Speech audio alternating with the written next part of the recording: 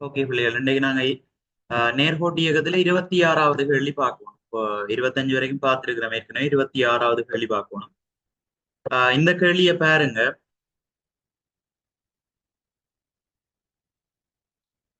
குறித்த ஒரு தானத்திலிருந்து நேர்கோட்டு பாதை வழியே ஒரு பிள்ளையின் இயக்கம் பற்றி கீழே தரப்பட்டுள்ள தரவுகளை கருதட்டாம். சரிதானே? குறித்த ஒரு தானம் குறிப்பிட்ட ஒரு புள்ளியில இருந்து அந்த பிள்ளை வந்து இயங்க தொடங்குது. அந்த பிள்ளையின் இயக்கம் பாத்தீங்கன்னா ஒரு நேர்கோட்டு பாதை வழியே நடந்துருக்கு. சரி, அந்த பிள்ளையின் இயக்கம் ஒரு நேர்கோட்டு பாதை வழியே நடந்திருக்கு. தரவுகள் தந்திருக்கினா நேரமும் இடப்பெயர்ச்சியும் எங்களுக்கு தரப்பட்டிருக்கு. முதலாவது நாங்க அந்த அட்டவணையில என்ன சொல்லி இருக்கு, அட்டவணையில என்ன எங்களுக்கு விளங்குதுன்றதை வச்சு கொண்டுதான் நாங்கள் கேள்வி செய்வோம் பிள்ளைகள். அப்ப இந்த மாதிரியான இடங்கள்ல நாங்க முதலாவது அட்டவணையை பார்த்தோம்னா அது பிரயோசனமா இருக்கு. சரி, இப்ப பாருங்க, ஆரம்பிக்கிற இடத்துல 0, 11 செகண்ட் முடிவிலையும் பிள்ளைன்ற இடப்பெயர்ச்சி வந்து 0. சரி, அதாவது இந்த விளக்கம் என்னன்னா ஆரம்பிக்கிற இடத்துக்கே பிள்ளை வந்து திரும்பி வந்துட்டுது என்றது கருத்து. சரியா? பிள்ளைன மொத்த இடப்பெயர்ச்சி 0, இல்லாட்டி ஆரம்பிக்கிற இடத்துக்கு பிள்ளை திரும்ப வந்துட்டுதுன்றது கருத்து. அதே மாதிரி ஒவ்வொரு செகண்டுக்கு நடந்த இயக்கம் பற்றி பார்த்தமா இருந்தா இந்த முதல் 3 செகண்ட்களுக்கும் வந்து 6 மீட்டர் தூரம் பிள்ளை இயங்கி இருக்கு. சரியா? முதல் 3 செகண்ட்களும் வந்து சீரான வேகத்தோட அங்க இயக்கம் நடந்திருக்குது, 6 மீட்டர் தூரம் போயிருக்குது. சரியா? முதல் 3 செகண்ட்களுக்கும் அந்த பிள்ளை அடைஞ்ச இடப்பெயர்ச்சி பார்த்தோம்னு சொன்னா 6 மீட்டர் தூரம்.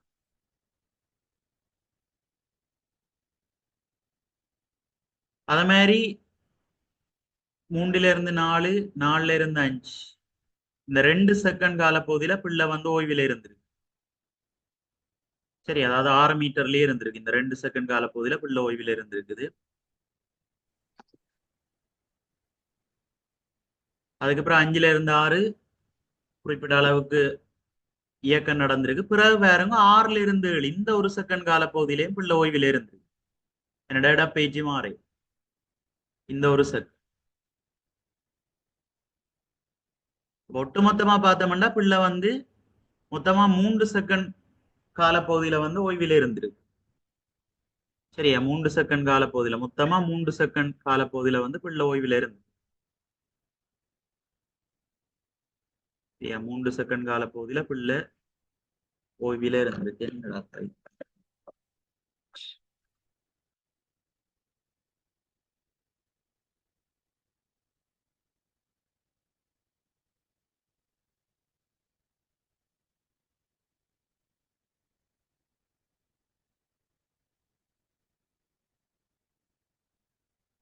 வெயிட் பண்ணிடுவாங்க.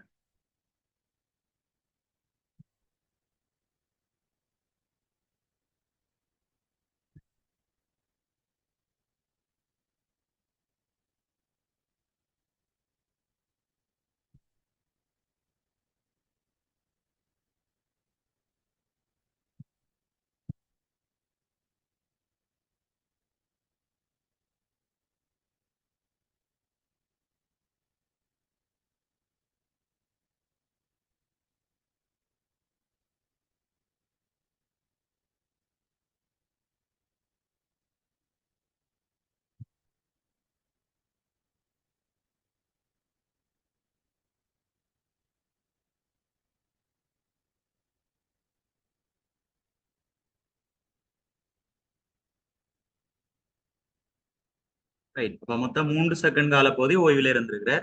அதுக்கு பிறகு பாருங்க பிள்ளைகள், ஆரம்ப இடத்துக்கே திருப்ப போறேன். சரி, அதாவது இந்த 8ல இருந்து பாருங்க 8, 7, 4, 2 சொல்லி 0க்கு வாரார். அப்ப ஆரம்ப இடத்துக்கே திருப்ப போறேன்.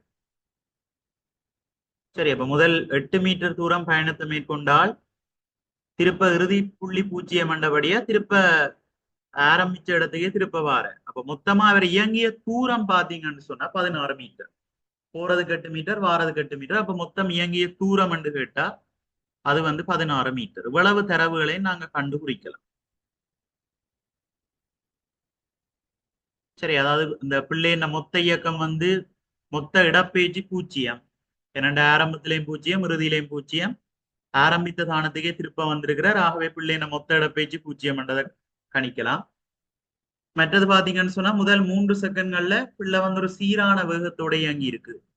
என்னோட ஒவ்வொரு செகண்ட் காலப்பகுதியிலையும் பிள்ளை இயங்கின இடப்பெயர்ச்சி பாத்தீங்கன்னா சமன். சரி, இந்த காலப்பகுதியில 2 மீட்டர் போயிருக்குது, இந்த ஒரு செகண்ட்லயும் 2 மீட்டர் போயிருக்குது, இந்த ஒரு செகண்ட்லயும் பாத்தீங்கன்னா 2 மீட்டர் போயிருக்கு. அதுக்கு பிறகு பிள்ளை இயங்கை. சரி, அப்ப முதல் 3 செகண்ட்களும் பிள்ளை ஒரு சீரான வேகத்தோட இயங்கி இருக்குது. அதே மாதிரி மொத்தமா 3 செகண்ட்கள் பிள்ளை ஓய்வில இருந்து 3ல இருந்து 4, இந்த ஒரு செகண்ட், 4ல இருந்து 5, இந்த ஒரு செகண்ட், அப்ப 2 செகண்ட். அது மாதிரி 6ல இருந்து 7, இந்த ஒரு செகண்ட். இவ்வளவு நேரம், அப்ப மொத்தம் 3 செகண்ட் காலப்பகுதிக்கு பிள்ளை வந்து ஓய்வில இருந்து. அது மாதிரி பிள்ளை சென்ற மொத்த தூரம் வந்து 16 மீட்டர், போறது கெட்டு வாரது கெட்டு, அப்ப மொத்தம் இயங்கிய தூரம் வந்து 16 மீட்டர். இப்ப இந்த அட்டவணையை பயன்படுத்தி இவ்வளவு விஷயங்களை நாங்க காணக்கூடிய மாதிரி இருக்கு.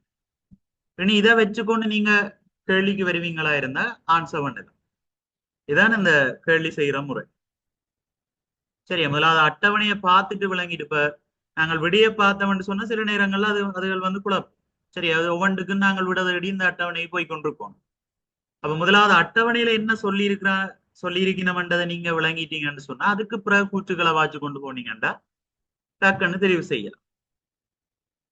சரி, எப்போ அந்த கூற்று கேள்விகள் வரைக்குள்ள பிள்ளைகள், அது மாதிரி இப்படி அட்டவணை கேள்விகள் வரைக்குள்ள, வரைவு சம்பந்தப்பட்ட கேள்வி வரைக்குள்ள சரிதானே, கட்டாயமா நீங்க வந்து ஒருக்கா அந்த கூற்றுக்களை முதல் வாசிச்சு போட்டு, இல்லாட்டி அந்த அட்டவணையை முதல் பார்த்து போட்டுதான் பிற விடைகளுக்கு போகும். சரி, அதை வடிவ மைண்ட்ல வச்சுக்கோ. இப்ப நாங்க விடைக்கு போவோம். முதல் 3 செகண்ட்களில் பிள்ளை ஒரு சீரான வேகத்துடன் இயங்கி உள்ளது. ரெண்டாவது சரி, ஏன்னா ஒவ்வொரு செகண்டுக்கும் அவர் போற இடப்பெயர்ச்சி சமன், ரெண்டபடியா சீரான வேகம் சொல்றோம், அந்த கூற்று சரி. ரெண்டாவது, பிள்ளை ஓய்வில் இருந்த மொத்த நேரம் 5 செகண்ட்கள் ஆகும்.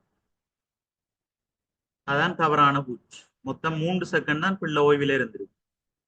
சரி, இதுல 2 செகண்டும் 8 மீட்டர்ல ஒரு செகண்டுமா, மொத்தம் 3 செகண்ட் தான் பிள்ளை ஓய்வில் இருந்துக்கு, 5 செகண்ட்ன்றது தவறு. மூன்றாவது, பிள்ளை மறுபடியும் தொடக்க தானத்துக்கு வந்துள்ளது, அதுவும் சரி.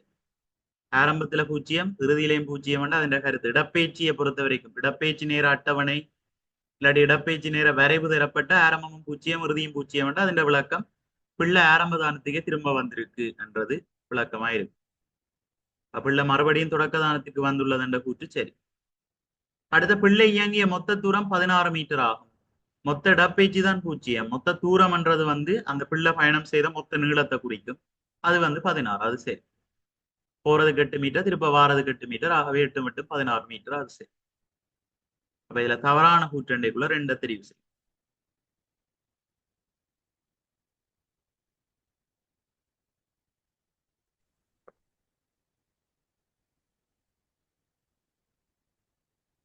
அடுத்த 27வது கேள்வி. இந்த வரைவு ஏற்கனவே நாங்கள் பார்த்து நாங்கள் அருகிலுள்ள இடப்பெயர்ச்சி நேர வரைவுக்கு பொருத்தமாக அமையக்கூடிய வேக நேர வரைவு. சரிதான். இப்ப இந்த இடப்பெயர்ச்சி நேர வரைவுல என்ன இயக்கம் காட்டப்படுது? அமர்முடு. அப்ப அமர்முடுகளை காட்டுற வேக நேர வரைவு இதா இருக்கும் இந்த படத்துல. முதலாவது.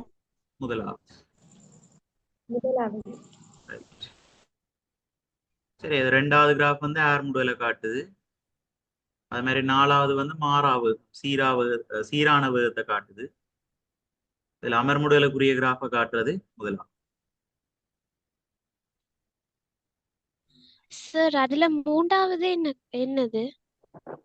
மூன்றாவது வந்து சீரான ஏர்முடலோட இயங்குது. வந்து அமர்முடுற என்ன அங்கால அவ்வளவு இடமும் அமர்முடும் வேக நேர வரைவு தானே. இப்ப இது ஏர்முடலை குறிக்கும், இங்கால அமர்முடு.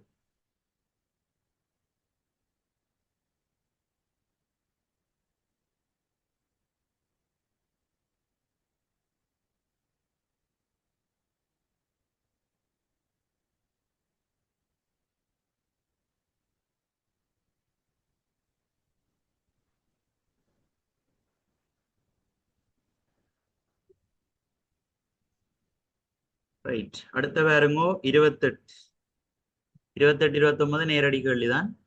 ஓய்விலிருந்து புறப்பட்ட துரொல்லி. ஓய்வென்று சொன்னா அதன் விளக்கம் பிள்ளைகள் ஆரம்ப ஓய்வென்று சொன்னா அதன் விளக்கம் பூச்சியம். சரியா, வேக நேர வரைவில் ஓய்வென்று சொன்னா அது அது வந்து வேகம் பூச்சியம் என்றதை குறிக்கும். அப்போ ஓய்விலிருந்து புறப்பட்ட துரொல்லி 8 செகண்ட் நேரம் தந்திருக்கணும். 8 செகண்ட் 16 மீட்டர் பெர் செகண்ட் என்ற வேகத்தை அடையுது. இப்ப ஆரம்ப வேகம் பூச்சியம் என்றபடியே இதை நான் இறுதி வேகம் என்று குறிக்கலாம். இறுதி வேகம் வந்து எனக்கு வரப்போது 16 மீட்டர் பெர் செகண்ட் எனில் அதன் ஆர்முடுகளாக அமைவது. இது நேரடியா சமன்பாடு தான் போடுவீங்க. ஆர்முடுகள் சமன் வேக மாற்றத்தின் கீழ் நேரம், அதாவது இறுதி வேகம் ஆரம்ப வேகத்தின் கீழ் நேரம். இறுதி வேகம் 16, ஆரம்ப வேகம் வந்து ஓய்வெண்டபடிய 0, அதுக்கு அடுத்த நேரம் தந்திருக்கணும் 8. 16ல சைவர் போனா 16, 16 8ஆல பிரிச்சு விட்டீங்கன்னா 2 வரும். அதாவது 2 மீட்டர் செகண்ட் மைனஸ் 2.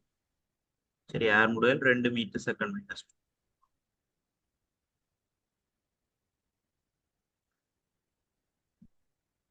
சரி, இது தரவுகள் தந்து ஆர்முடுகள் கேட்டது. அடுத்தது பாருங்க, தரவுகளை வந்து ஒரு அட்டவணையில குறிச்சு போட்டு கேட்கும்.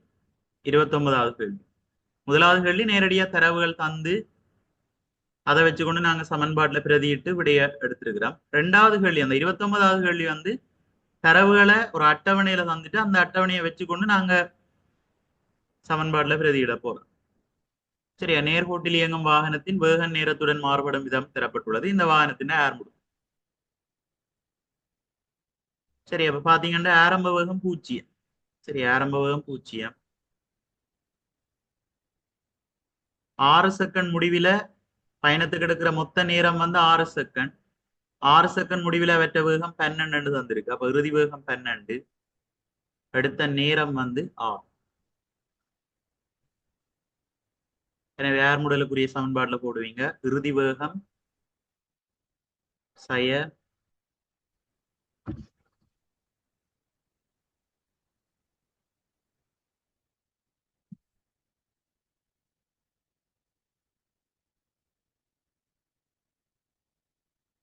இறுதி வேகம் சய ஆரம்ப வேகத்தின் கீழ் நேரம். இறுதி வேகத்துக்கு பதிலாக 12, ஆரம்ப வேகம் 0, ஆகவே 12 சய சைவர், நேரத்துக்கு பதிலா 6. ஆர்முடல் என்னுடைய மீட்டர் செகண்ட் மைனஸ் 2 அதன் அலகு வரும். பொருத்தமான விட 2வது.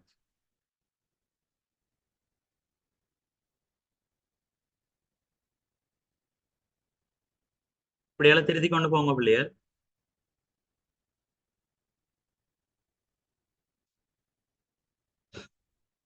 அடுத்த 30வது கேள்வி, இங்கு காணப்படும் இடப்பெயர்ச்சி நேர வரைவு பின்வரும் எவ்வியக்கத்துக்குரியது. முதல் 2 கட்டங்களா இந்த வரைவை பார்க்கலாம். இது ஒரு இடப்பெயர்ச்சி நேர வரைவண்டபடியா முதலாவது கட்டம் பாத்தீங்கன்னு சொன்னா, முதலாவது நில பிள்ளைகள் அப்படி என்ன இயக்கமா இருக்கு? உற்பத்திக்குள்ளால போற நேர்கோடான்னு சொன்னா ஒரு இடப்பெயர்ச்சி நேர வரைவு உற்பத்திக்குள்ளால போகுதுன்னு சொன்னா என்ன இயக்கம்? இந்த படித்திறனை பிள்ளைகள் குறிக்கும்.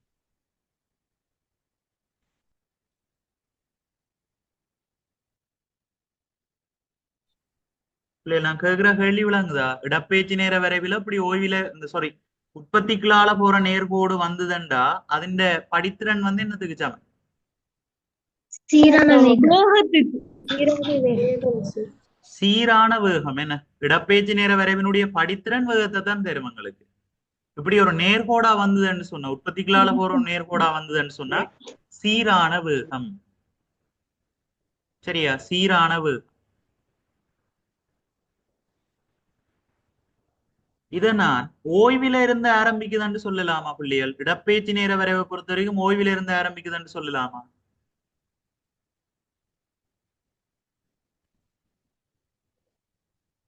முடியாது. அப்படி சொல்லல. ஏன்னா வேக நேர வரைவு தான் 0ல இருந்து தொடங்கினா அது ஓய்வுன்னு சொல்லுவோம். இடப்பெயர்ச்சி நேர வரைவை நாங்கள் ஓய்வுன்னு சொல்றீங்க. இதுல இப்படி 0ல இருந்து தொடங்கினாலும் அதை ஓய்வுன்னு சொல்றீங்க. சரியா, வேக நேர வரைவுல தான் நாங்கள் வேகத்தை தான் வேகம் 0 என்றதான் ஓய்வுன்னு சொல்றது. இடப்பெயர்ச்சி 0 என்ற ஓய்வுன்னு சொல்றீங்க. சரி, அப்ப சீரான வேகம். அது மாதிரி அடுத்த கட்டம் பாருங்கோ, XY என்று குறிக்கிறேன். இந்த XY இது வந்து என்னத்தை குறிக்கும்?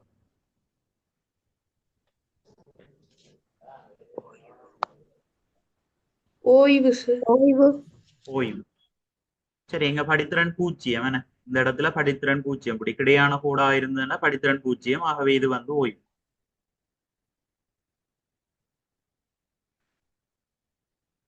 சரி, அப்ப இதை வச்சுக்கொண்டு விடைய சொல்லுங்க பாப்போம், எத்தனையாவது வரும்? ஒன்னாவது. சரியா, கவனம். சிலது ஓய்வில் இருந்து இப்ப இந்த விடைய தூக்கி முதலாவதா போட்டிருந்தா நீங்க அதை பார்த்துட்டு டக்குன்னு அதுக்கு டிக் பண்ணி போட்டு வருவீங்க. சரி, ஆனா ஓய்வில் இருந்து வந்தபடியா தான் இந்த கூற்றுப்பிழை. சரி, ஓய்வில் இருந்துன்றது எங்க கதைக்கிறதுன்னா வேகம் பூஜ்ஜியம் என்றா தான் ஓய்வு, இடப்பெயர்ச்சி பூஜ்ஜியம் என்ற ஓய்வு என்று சொல்றீங்க. சரி, அதை ஞாபகத்துல வச்சிருக்கோம். இதுக்கு பொருத்தமான விட முதலாவது.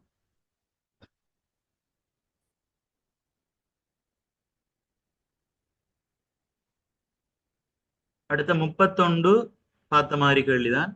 ஒரு பூச்சி ஏ என்னும் புள்ளியில் ஆரம்பித்து 7 சென்டிமீட்டர் ஆரையை கொண்ட வட்டப்பாதை வழியே மீண்டும் புள்ளி ஏயை அடைகிறது. ஒரு பூச்சி வந்து ஏ என்ற புள்ளியில ஆரம்பிச்சு திருப்ப அதே புள்ளிக்கு திருப்ப வருது. അതിന്റെ ആര വന്ന് அந்த வட்டப்பாதையின் ஆர தந்திருக்கீங்கன்னா 7 சென்டிமீட்டர். ரெண்டா, மேற்படி இயக்கத்தின் போது பூச்சி பயணித்த தூரம் இடப்பெயர்ச்சியின் பெருமன் சென்டிமீட்டரில். முதலாவது பூச்சி பயணித்த தூரம் கேட்டிருக்கு. ஒரு இயக்கத்துல தூரம் என்று சொல்றது வந்து பயணம் செய்த பயணப்பாதையின் மொத்த நீளம் தான் தூரம். இங்க பூச்சி வட்டப்பாதை வழியே பயணம் செய்தபடியே வட்டத்தின் பரிதி இல்லாட்டி வட்டத்தின் சுற்றளவு தான் தூரம். வட்டத்தின் சுற்றளவு காண்றதுக்குரிய சமன்பாடு உங்களுக்கு தெரியும். 2πr 2 தர 22/7 ஆரை மேலுண்டபடியா 7 7 மேலும் வெட்டுப்பட்டா 2 தர 22 பேர். சரி, அல்லது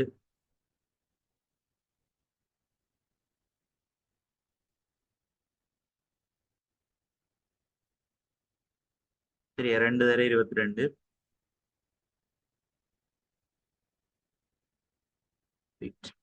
பையில தான் விட கொடுத்துருக்கு. அப்ப நாங்க பையிலேயே செய்வோம். 2πr 5 தர 22/7 பதிலா பை. அது மாதிரி ஏற பாத்தீங்கன்னா 7. சரி, இதுதான் தூரம். அது மாதிரி இடப்பெயர்ச்சி பாத்தீங்கன்னு சொன்னா ஆரம்பிச்ச புள்ளிக்கே திருப்ப வார ரெண்டபடியே இடப்பெயர்ச்சி பூச்சி. சரிதானே? அவை பொருத்தமான விட 3. 2 தர 5 தர 7 போன தூரத்தை குறிக்குது. இடப்பெயர்ச்சி பூஜ்ஜியம் என்றபடியா அது பூச்சி.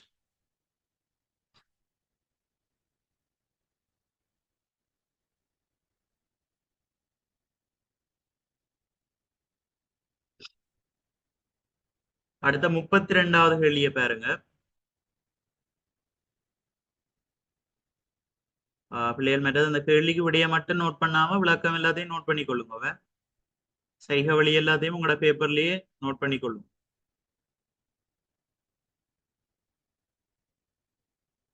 32வது நேர்கோட்டில் அசையும் பொருளின் வேக நேர வரைவு காட்டப்பட்டுள்ளது. இப்ப வரைவை பார்த்தோம்னு சொன்னா உற்பத்திக்குள்ளால போற ஒரு நேர்கோடு ஓய்வுல இருந்து ஆரம்பிச்சு சீரான ஆர்முடலோட செல்லக்கூடிய ஒரு கிராஃப்.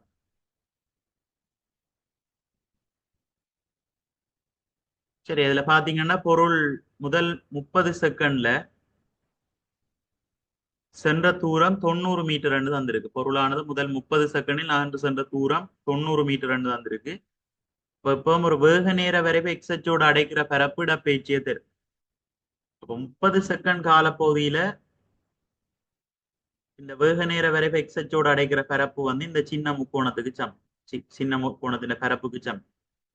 അതിന്റെ பரப்பை கண்டிங்கண்டா அரை தர அடிக்கு பதிலா 30, செங்குத்து உயரத்துக்கு பதிலா 3, சுருக்கி விட்டோம்டா 15 30 15 தர 3 45 மீட்டர் 2 பேர். சரி, ஆனா இங்க கூட்டில தந்திருக்கு பொருளானது முதல் 30 செகண்டில் நகர்ந்து சென்ற தூரம் 90 மீட்டர் கண்டு தரப்பட்டிருக்கு. அவை இந்த கூற்று வந்து தவறானது.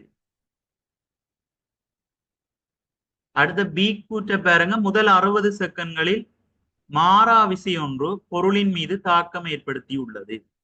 பொருளுடைய இயக்கத்தை பார்த்தோம்னு சொன்னாலே அது வந்து ஒரு ஏர்முடுகளோட சீரான ஏர்முடுகளோட இயங்கி கொண்டிருக்கு. சரியா, சீரான ஏர்முடுகளோட இயங்கி கொண்டிருக்கு.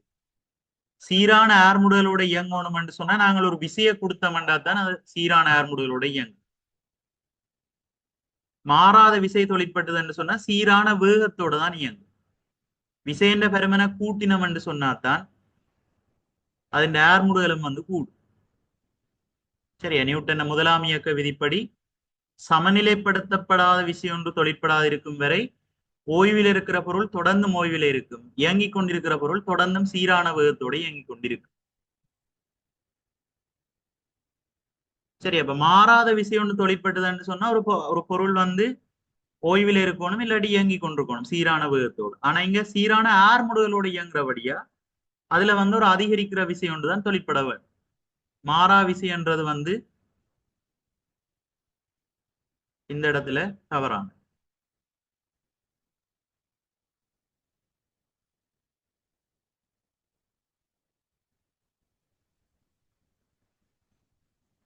அடுத்த பாருங்க, t = 120 செகண்டில் பொருளின் வேகம் நிச்சயமாக 12 மீட்டர்/செகண்ட்.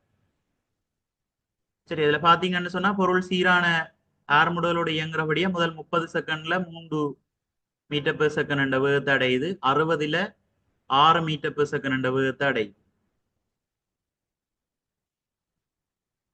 சரி, அப்படி பார்த்தோம்னா 120 செகண்ட்ல அதனுடைய வேகம் சரி ஒவ்வொரு 30 செகண்டுக்கும் 3 படி வேகம் கூடுது. ரெண்டபடியா 120 செகண்ட்கள்ல அதனுடைய வேகம் 12 மீட்டர்/செகண்டாக அதிகரிக்குது. சரி சரி, இப்ப இதுல சி என்ற கூற்று மட்டும்தான் சரி என்று வேறு. சரி, இதுல விட இல்லை, ஆனா சி என்றது மட்டும்தான் சரி.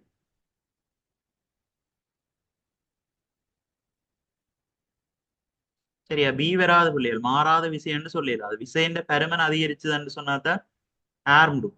இப்ப நான் ஒரே மாதிரி விசையை நான் கொடுத்து கொண்டு போனேன்னு சொன்னா சீரான வேகத்தோட தான் இயங்கி கொண்டிருக்கு. நான் கொஞ்சம் ஊண்டி தள்ளினேன்னு சொன்னா தான் வேகம் கூடும்.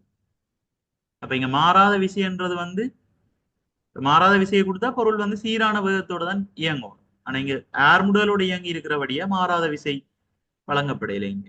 அதாலதான் இந்த பி கூற்று பிழை என்று சொல்றான். இல்ல சரியானது சி மட்டும் சரியா? சரி, அதுல 4 விடைகளையும் இல்ல, நீங்க நோட் பண்ணி கொடுங்க. சி மட்டும் சரி. இது விளங்குதா பிள்ளைகள்? 32 ஏன் சி மட்டும் சரின்னு சொன்னாண்டு?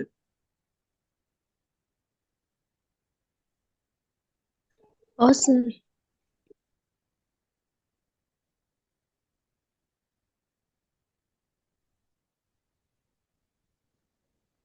ஒன்று ரெண்டு பேர்ட்ட குரல் தான் வருது. எல்லாரும் பேப்பர் கிளாஸ்ல எல்லாரும் கதைக்கிறதான் பெரிய யோசனை. சரியா? அடுத்த முறை நான் கேள்வி கேட்கிறேன். அப்ப ஒருத்தரா கேள்வி கேட்கிறேன். சரி, முழுமையா நீங்க கவனிக்கணும். அதோட முழுமையா நீங்க விளங்கி கொண்டு போனீங்கன்றது உங்களுக்கு பிரயோசனமா இருக்கு. ரைட். 33. மேல் நோக்கி எறியப்பட்ட மாபிள் நிலத்தை அடையும் வரையான இயக்கத்துக்குரிய வேக நேர வரை. இதை பற்றி இதுக்கு முதல்ல நிறைய கேள்விகள் செய்திருக்கிறோம். சரி, அதுல நான் ஒரு ஆளை கூப்பிடுறேன். சொல்லுங்க பாப்போம். கே அபினியா சொல்லுங்க பாப்போம். எழுமாராத்தான் கூப்பிடுறேன்னா கே அபினியா. என்ன கிராஃப் வரும் இது?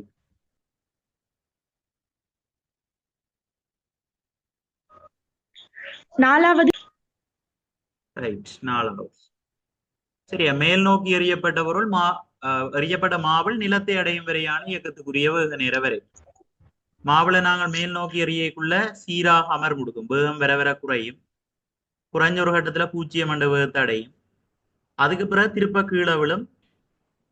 கீழே விளையக்குள்ள ஒவ்வொரு செகண்டும் 10 வேகம் கூடும்.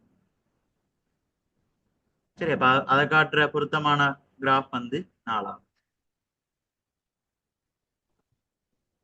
அது மாதிரி இன்னும் கொஞ்சம் கிராஃபுக்குரிய விளக்கத்தை பார்ப்போம். ரெண்டாவதுல திசை மாறி இருக்கோ? வேக நேர வரை வேண்டா திசை கருதும். ரெண்டாவதுல திசை மாறையில் இங்க நாங்க வேக நேர இப்ப முதல் இயக்கம் பாத்தீங்கன்னு சொன்னா சீரான அமர்முடலோட போறார். அப்புறம் ரெண்டாவது சீரான ஆர்முடலோட கீழ் நோக்கி விழுகிறார். முதல் போறவர் மேல் நோக்கி போகுது. இப்ப வாரது பாத்தீங்கன்னா கீழ் நோக்கி வருது. அப்ப திசை மாறுதீங்க, அதை காட்டி இருக்கும். சரி, நாங்கள் மேல் நோக்கி போறதை நேர் திசையில காட்டுறாங்க. அப்புறம் 0 அடைஞ்சு திருப்ப பந்து கீழே விழுகிறத மறை திசையில காட்டியிருக்கோம். இப்படி திசை காட்டும். முதலாவது வந்து ஒரே திசையில நடக்கிற மாதிரி தான் காட்டியிருக்கு. ஆகவே இது வராது. சரி, ரெண்டாவது கிராஃப் ஏன் வரான்னு சொன்னா ஒரே திசையில நடக்கிற மாதிரி காட்டியிருக்கு. மற்ற இங்க பாருங்க, இந்த இவ்வளவு ஏர் முடுவல் காட்டியிருக்கு. முதல் மேல போய்க்குள்ள என்ன நடக்கும்? மேல போய்க்கு அமர் முடுவலோட தான் போகும். வேகம் வர வர குறை. அது ஒரு தவறு. மற்றது வந்து ஒரே திசையில நடக்கிற மாதிரி காட்டியிருக்கு. இந்த படத்துல ரெண்டு விலை இருக்கு. அதனாலதான் நாங்க ரெண்டாவது இல்ல, பொருத்தமான படம் 4. ஓகே சார், தேங்க் சரி.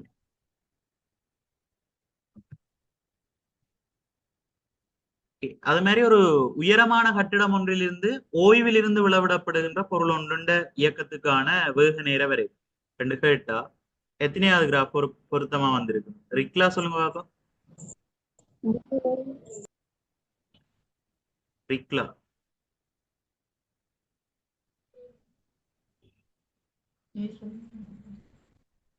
ஓய்விலிருந்து ஒரு உயரமான இடத்துல இருந்து, உயரமான கோபுரம் ஒன்றிலிருந்து உச்சியிலிருந்து ஓய்விலிருந்து விளவிடப்படுகின்ற பந்தொன்றின் இயக்கம், இல்லாட்டி பந்து தரையை அடைகிறதுக்கான இயக்கம். எத்தனையாவது கிராஃப் பொருத்தம் என்று கேட்கிறேன்.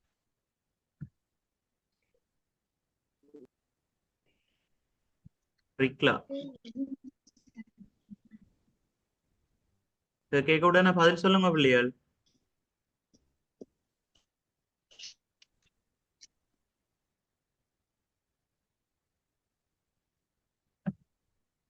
நித்ரையாக 1 மணி வச்சுட்டு நித்ரா போல இருக்கு. மகளினி சொல்லுங்க பாப்பா. முதலாவது. சரி, ஓய்விலிருந்து விளவிடப்படுகிற பந்தண்டைக்குள்ள ஆரம்பம் பூச்சியமா இருக்கணும். கீழ் நோக்கி விளையக்குள்ள சீரான ஏர் முடலோட விழும். சரி, எனவே முதலாவது கிராம் விக்கெட்.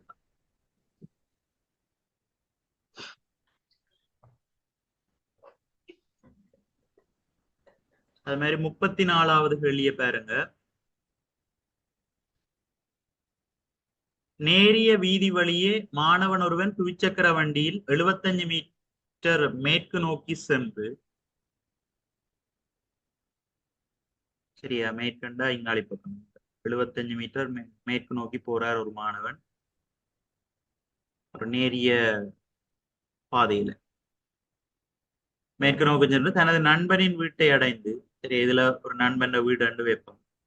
சரியா, நண்பன் வீட்டை அடைந்து பின் அங்கிருந்து அதே திசையில் 125 மீட்டர் தூரம் சென்று, இந்த மேற்கு திசையில பயணிச்சவர்னு சொன்னா அதே மேற்கு திசையில இன்னும் ஒரு 125 மீட்டர் தூரம் பயணிக்கிறேன். சரியா, சென்று பாடசாலையில் வண்டியை நிறுத்தினான். அவனது பயணத்துக்கான இடப்பெயர்ச்சியையும் தூரத்தையும் முறையே காட்டுவது. ரைட், டக்குன்னு சொல்லுங்க பாப்போம், என்னவா இருக்குமாண்டு. 4வது விட. 4வது. சரி, ஏன் 2வது யாரோ சொன்ன மாதிரி கிடந்தது?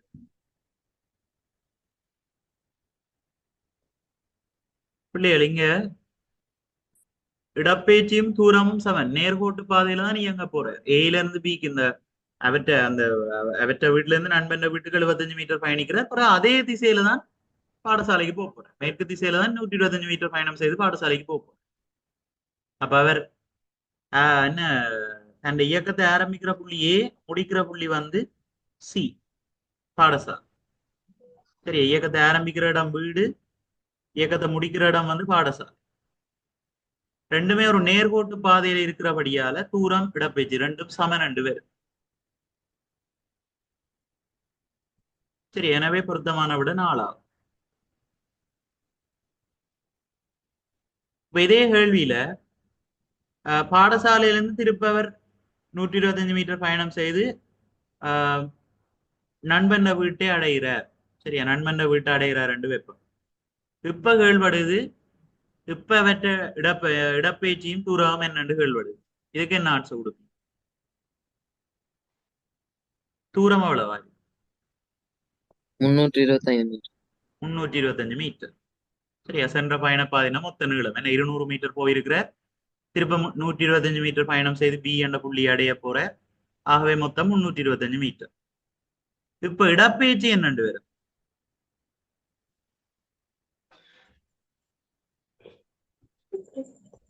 இடப்பெயர்ச்சி 75 மீட்டர். 75 மீட்டர். Right 75 metre. சரி சரி. இப்ப அவற்றை ஆரம்ப புள்ளி வீடு, இறுதி புள்ளி வந்து நண்பன் வீட்டை வந்தபடியே நண்பன் வீடு. அப்ப 2 புள்ளிக்கு விடப்பட்ட குறித்த திசையில் அமைந்த நீளத்தை தான் இடப்பெயர்ச்சின்னு சொல்லுவோம். கண்டபடியே 75 மீட்டர் கொடுக்கும். சரி, ஆனா இந்த கேள்வியில எங்களுக்கு ரெண்டுமே ஒரே திசை வழியா நடந்திருக்கு. ஆரம்ப புள்ளி வீடு, இறுதி புள்ளி பாடசாலை என்றபடியால 2க்கும் இடப்பெயர்ச்சியும் தூரமும் பெருமன்ல ஒன்று கொண்டு சமனாயிருக்கு இந்த இடத்துல. சரியா பிள்ளைகள்? இது ஓகேயா? ஓம் சார்.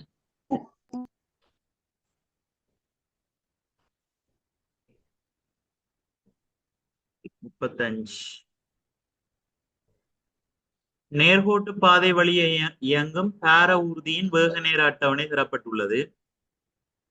நாங்க அட்டவணையை பாருங்க. 0 வேகம் வந்து 0. அப்ப ஓய்வில இருந்து ஆரம்பிக்க தொடங்கி இருக்கு. இறுதி வேகம் பாத்தீங்கன்னு சொன்னா 20.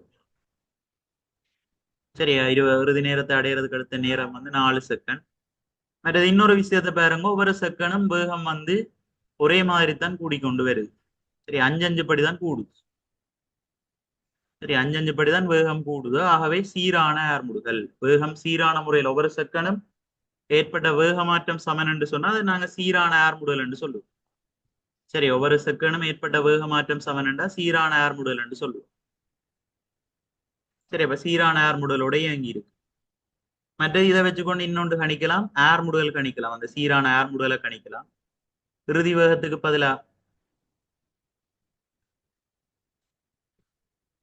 இறுதி வேகம் ஆரம்ப வேகத்தின் கீழ் நேரம்.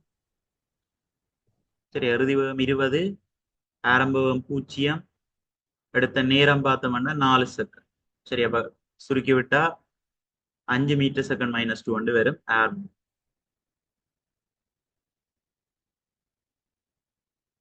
இப்போ இவ்வளவு தரவுகளையும் வச்சுக்கொண்டு சரியான கூட்ட பார்ப்போம். ஆரம்ப வேகம் 20 மீட்டர் பெர் செகண்ட் தான் வந்திருக்கீங்கன்னா பிள்ளை. ஆரம்ப வேகம் வந்து 0. அது மாதிரி 2வது மாறா வேகத்துடன் இயங்குகிறது தந்திருக்கு, அதுவும் வந்து தவறு. மாறாத ஏர் முடுகளோடு தான் இயங்குது. ஒவ்வொரு செகண்டும் 5 படி வேகம் கூடுது, வேகம் மாறுது. அப்ப ஏர் முடுகளோட தான் இயங்குது. மாறாத ஏர் முடுகள் இல்லாட்டி சீரான ஏர் முடுகளோட இயங்குது. மாறா வேகம் என்று தந்தபடி அந்த கூற்றும் பிழை. 3வது 5 மீட்டர் செகண்ட் -2 ஏர் முடுகளோடு இயங்குகிறது, அது சரி. 5 மீட்டர் செகண்ட் -2. அடுத்து 4வது வாகனம் ஓய்வை அடைகிறது, அப்படி ஒரு விஷயம் தெரியல. சரிதானே? ஓய்வை அடைகிறதுன்றது தவறு. எனவே இதுல சரியானது வந்து 3வது கூற்று. 5 மீட்டர் செகண்ட் -2 ஏர் முடுகளோட பயணி.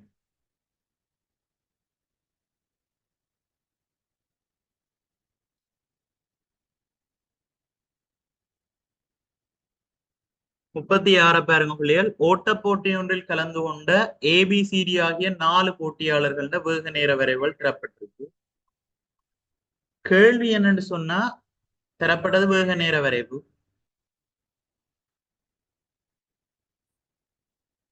மிக குறைந்த நேரத்தினுள் மிக கூடிய கதியை பெற்றுள்ள போட்டியாளர். மிக குறைந்த நேரத்துக்குள்ள ஏரண்ட கதி வந்து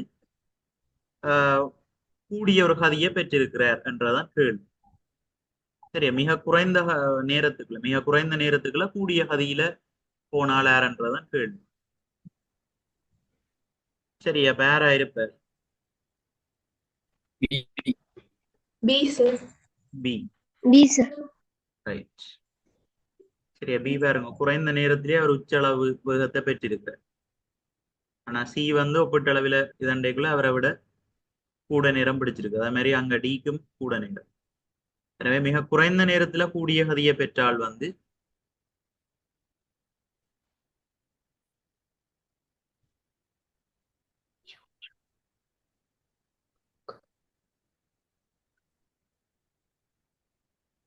அடுத்த 37வது, ஒரு நேர்வீதி வழியான இயக்கமானது தரப்பட்ட வேக நேர வரைவினால் குறிக்கப்படுகிறது. சரியா? நேர்வீதி வழியான இயக்கம். இந்த மாதிரியான சொல்லுகளை நீங்க டக்குன்னு அண்டர்லைன் பண்ணி வைக்கும். சரி, இல்லாட்டி கவனத்திலேயாவது எடுக்கும். ஒரு நேர்வீதி வழியேயான இயக்கமானது தரப்பட்ட வேக நேர வரைவினால் குறிக்கப்படுகிறது. வாகனம் ஆர்முடுகளுடன் சென்ற நேரத்தில் அடைந்த உயர்ந்தபட்ச கதியாது. கேள்வி நோமல் கேள்விதானே, என்ன நேரடியாக விட சொல்லலாம். வாகனம் ஆர்முடலுடன் சென்ற நேரத்தில் அடைந்த உயர்ந்தபட்ச கதி எவ்வளவா இருக்கு?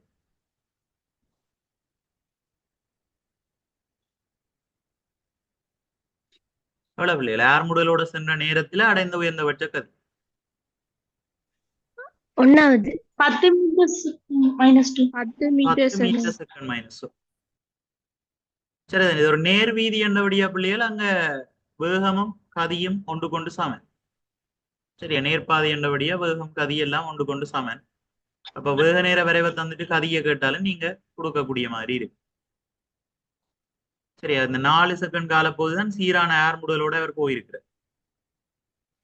சரி, ஒரு வேக நேர வரை வந்தபடியா முதல் 4 செகண்ட் சீரான ஆர்முடல்ல போயிருக்கிறார். 4 தொடக்கம் 12 வரைக்குமான இந்த 8 செகண்ட் கால பகுதி சீரான வேகத்துல போயிருக்கிறார். அப்புறம் 12 தொடக்கம் 17 வரையான இந்த 5 செகண்ட் கால பகுதி சீரான அமர்முடலோட இயங்கி ஓய்வுக்கு வந்திருக்கு. சரி, அப்ப வாகனம் ஆர்முடலுடன் சென்ற நேரத்தில் அடைந்த உயர்ந்தபட்ச கதி அண்டைக்குள்ள இங்க கூடுதலானது 10 மீட்டர் செகண்ட்.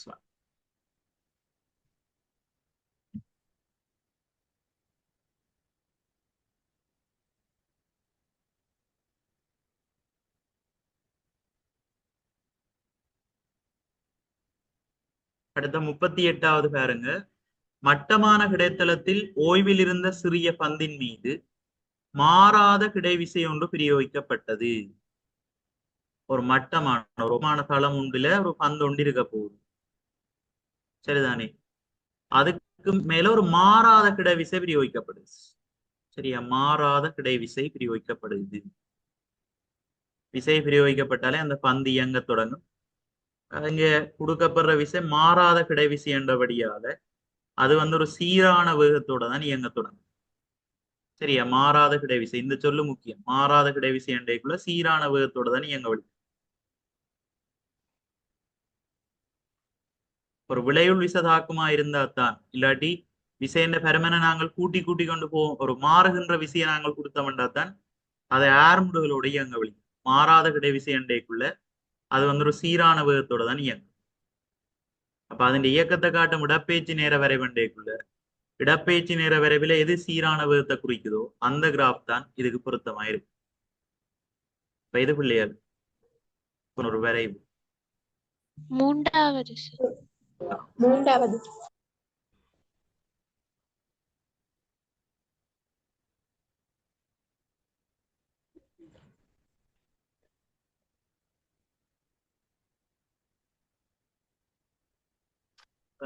சரி பிள்ளைல, அப்ப 39வது கவனிங்க இருக்கா. நீச்சல் தடாகத்தில் விமலன் முதல் 3 செகண்ட் வரை 2 மீட்டர் பெர் செகண்ட் கதியிலும். சரி, ஒரு நீச்சல் தடாகத்துல 3 செகண்ட் வரைக்கும் விமலன் 2 மீட்டர் பெர் செகண்ட் என்ற வேகத்தோடையும்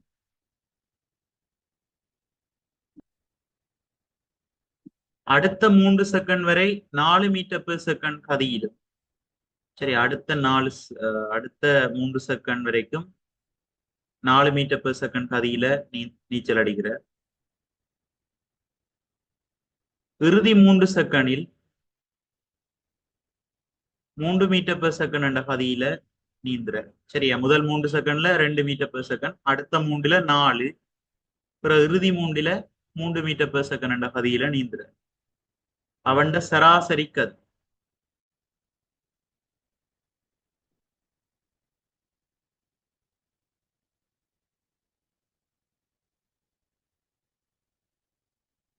சரியா, சராசரி கதி காண்றதுக்கு சென்ற மொத்த தூரத்தின்கள் எடுத்த மொத்த நேரம் பார்ப்பீங்க. சரியா, சென்ற மொத்த தூரத்தின்கள் எடுத்த மொத்த நேரம். அடுத்த மொத்த நேரம் பாத்தீங்கன்னு சொன்னா 3 செகண்ட் படி தந்திருக்கணும். அப்ப மொத்தமா 9 செகண்ட். சரியா, முதல் 3 செகண்ட் அவர் நீச்சல் அடிச்ச தூரத்தை பார்த்தோம்னு சொன்னா கதிசமன் தூரத்தின்கள் நேரம். ஆகவே தூரத்தை நாங்கள் எழுவாய் மாற்றம் செய்தோம்னா கதிதர நேரம் விடும். அப்ப 32 6 மீட்டர். முதல் 3 செகண்ட் பயணித்தது 6 மீட்டர் நீச்சல் அடிச்சது. அது மாதிரி அடுத்த 3 செகண்ட் பாத்தீங்கன்னா 4 மீட்டர் பெர் செகண்ட் என்ற வேகத்தோட இந்த கதியோட போற அவை தூரம் வந்து முன்னாங்க 12 மீட்டர் 2 பேர். இறுதி 3 செகண்ட் 3 மீட்டர் பெர் செகண்ட் என்ற கதியோட நீச்சல் அடிக்கிறார். அப்ப 3 9 மீட்டர் 2 பேர். இவ்வளத்தையும் கூட்டினீங்கன்னா மொத்த தூரம் சரியா 12 மாறும் 18 18 9 வந்து 27 2 பேர். சரியா மொத்த தூரம் 27 மீட்டர். சுருக்கி விட்டா சராசரி கதி 9.27 அதாவது 3 மீட்டர் பெர் செகண்ட். சரியா சராசரி கதி 3 மீட்டர் பெர் செகண்ட்.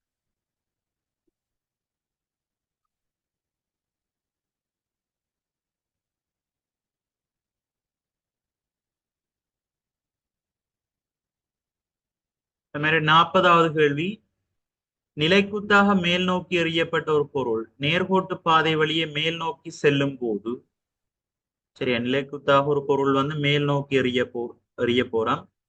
அது வந்து நிலைக்குத்தாக ஒரு நேர்கோட்டு பாதை வழியே மேல் நோக்கி போவைக்குள்ள ஜாதாயினம் ஒரு புள்ளி ஏயை கடந்து சென்று, இங்க இருக்கிற ஒரு புள்ளி அதுக்கு ஏ என்று பெயரிடப்பட்டிருக்கு, அந்த புள்ளியை கடந்து சென்று மீண்டும் அதே பாதை வழியே கீழ் நோக்கி விழுந்து தரையில் படுகின்றது. சரியா ஒரு பந்தொண்டு எறிய போறோம், அது அங்க இருக்கக்கூடிய ஒரு நேர்கோட்டு பாதை வழியே போகுது மேல் நோக்கி. அங்க இருக்கிற ஒரு குறிப்பிட்ட புள்ளியை கடந்து போய் உச்ச உயரத்தில் அதனுடைய வேகம் வந்து 0 மாறும். உச்ச உயரத்தில் அதன் வேகம் 0 மாறும். அதுக்கு பிறகு கீழ் நோக்கி விழும். கீழ் நோக்கி விளையக்குள்ளையும் பாத்தீங்கன்னா ஆரம்பத்துல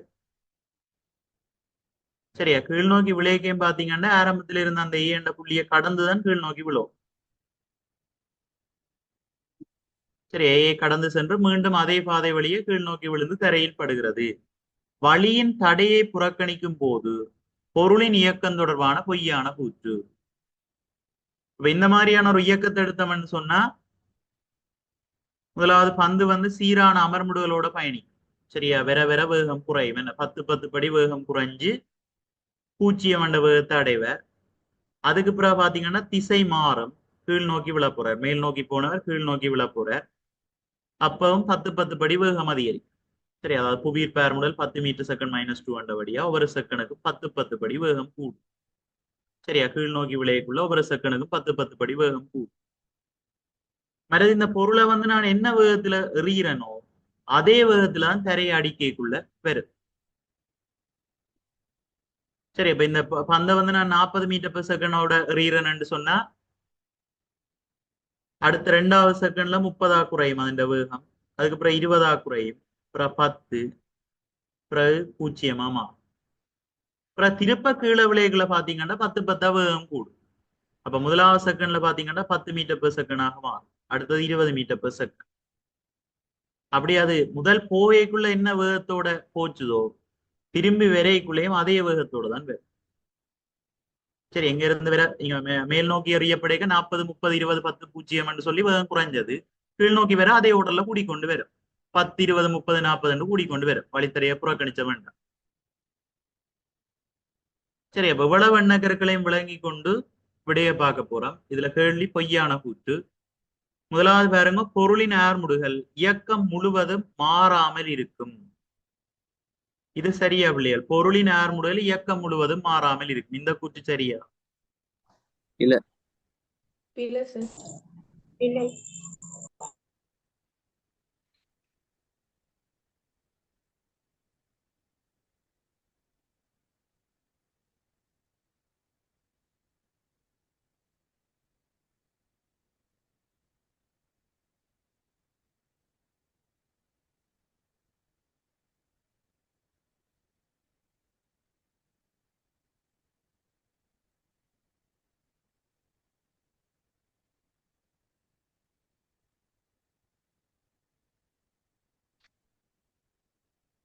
ஏன் பிள்ளைகள் பிள்ளை?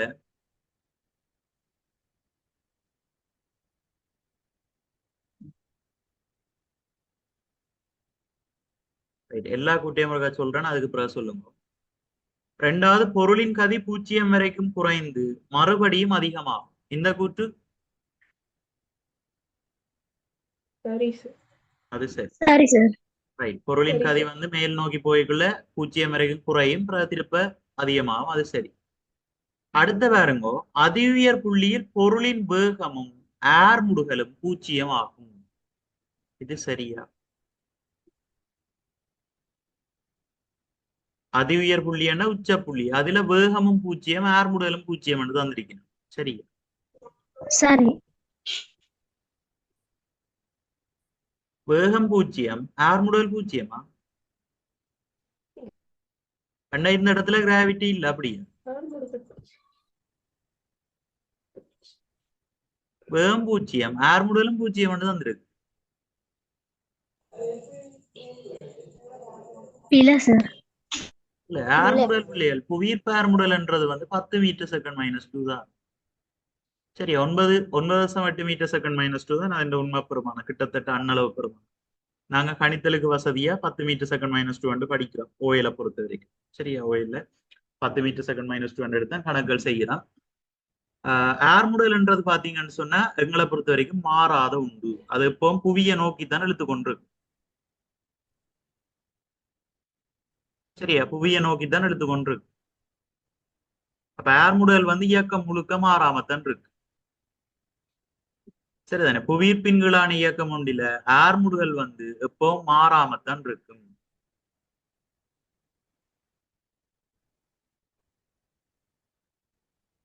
சரிதானே? எப்பவும் புவியை நோக்கித்தான் பிள்ளைகள் ஆர்முடல் வந்து தொழிற்படும். சரியா? புவியீர்ப்பு ஆர்முடல்ன்றது என்ன பொருள்?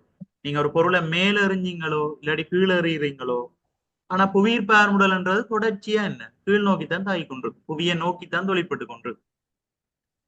அப்ப இயக்கம் முழுவதும் ஆர்முடுகள் மாறாம இருக்கும் என்ற கருத்து வந்து சரியானது. சரியா? புவியீர்ப்பு ஆர்முடல்ன்றது மாறாது, எப்பவும் புவியை நோக்கித்தான் தொழிற்பட்டு கொண்டிருக்கும்.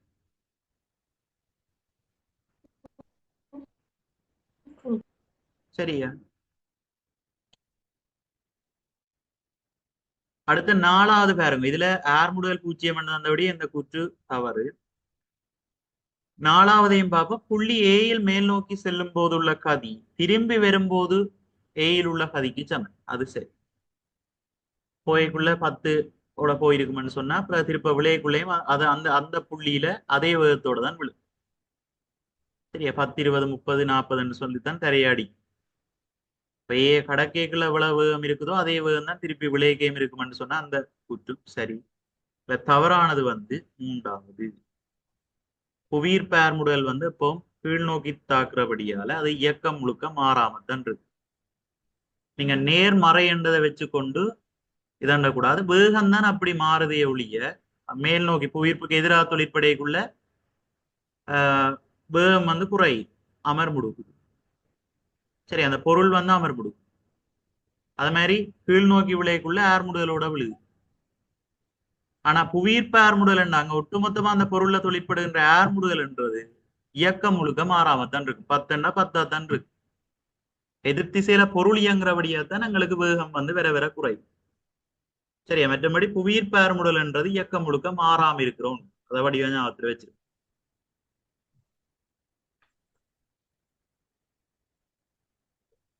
சரியா இல்லையா? அது கிளியரா உங்களுக்கு? ஓ சார். ஓ சார். ஒரு முக்கியமான பேப்பர் பிள்ளைகள் இது. முக்கியமான பேப்பர்ன்றது இதுல உள்ள இந்த ஒரு நேர்கோட்டு இயக்கத்துல எங்களுக்கு தெரிய வேண்டிய சகல எண்ணக்கருக்களும் உள்ள மாதிரி இந்த கேள்விகள் வந்து இருக்குது. அப்ப வடிவா நீங்க அதை செய்து வடிவா அந்த எண்ணக்கருக்களை விளங்கி செய்வீங்களா இருந்தா இது நல்ல கிளியரா இருக்கு. சரி, அந்த நேர்கோட்டு இயக்கம் என்ற பாடம் நல்ல கிளியரா இருக்கு. இப்ப எம்சிக்யூ பார்த்துட்டேன். நாங்க வார வகுப்பு பகுதி 2 பார்ப்போம். மற்றது பிள்ளைகள் இந்த திங்கட்கிழமை வகுப்பு நடக்கும். நாங்க ப்ராக்டிக்கல் எக்ஸாம் ஒன்று இருக்கிறபடியே போகணும். திங்கட்கிழமை வகுப்பு நடக்காது. அதுக்கப்புறம் புதன்கிழமை நாங்க பகுதி 2 பாட்டை பார்ப்போம்.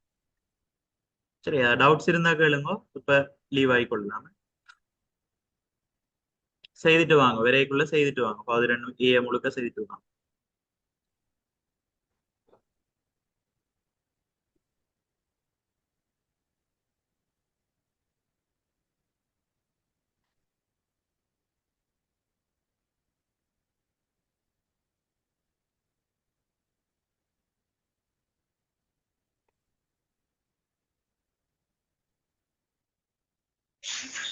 எஸ்கியூஸ் மீ சார், ஆமா சொல்லுங்க.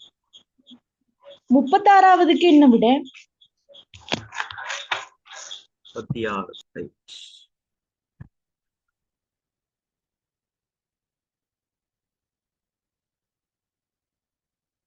36 இரண்டாவது பி. மிக குறைந்த நேரத்துல கூடிய கதியை பெற்று. சார் அத கொஞ்சம் விளங்கப்படுத்துவீங்களா? ஓ, இதுல பாருங்க, இவருக்கு இந்த கதி, இந்த கூடிய கதியண்டேக்குள்ள இங்கதான் கூடிய கதியை பெறார். அதுக்கடுத்த நேரம் பாத்தீங்கன்னு சொன்னா கூட. சரியாவா?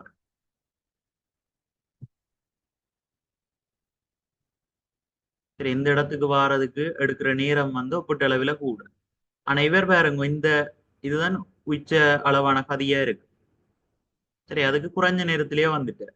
மூன்றாவது கிராஃப்லயும் பாத்தீங்கன்னு சொன்னா உச்சளவான கதி வந்து இது. அதுக்கு எடுக்கிறதுக்கு இதை விட ஒப்பீட்டளவில் இங்க கூடுதலான நேரம் தான் தேவைப்பட்டிருக்கு. இந்த வரைவை பாத்தீங்கன்னா விளங்கு கூடுதலான நேரம் தேவைப்பட்டு. அது மாதிரி உள்ளதுக்குள்ள 4வது இந்த கதி வந்து சரியான குறைவாத்தான் இருக்குது. அதன் உச்சளவான கதியே சரியான குறைவா இருக்குது. அதோட எடுத்த நேரமும் கூடவா இருக்கு. சரி, அதுண்ட கிராஃபை பாருங்க, உச்சளவான கதின்றதே குறைவாத்தான் இருக்குது. மற்ற 3 கிராஃபிலும் பார்க்க அதன் உச்சளவான கதி குறைஞ்ச பிரமாணத்திலே இருக்குது. எடுத்த நேரமும் அதிகம். இப்ப 4வது நாங்க விடலாம்.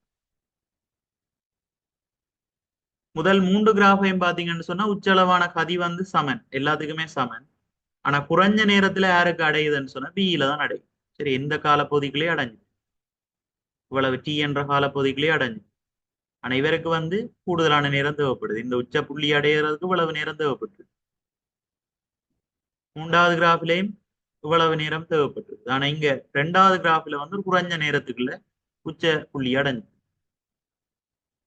எக்ஸ் அச்சு y அச்சு ரெண்டையும் வச்சு கொண்டு பார்ப்போம். Okay sir, thank you sir.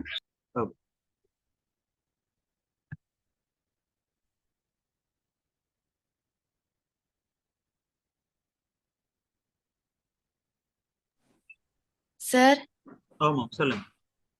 32வது கேள்வியில ஓ, சி வந்து பொருளோட வேகம் நிச்சயமா 12 மீட்டர் செகண்ட் -1, அந்த 120 செகண்ட்ல சரியா 12 மீட்டர் செகண்ட் -1 தான் வருமென்று எப்படி சொல்ற?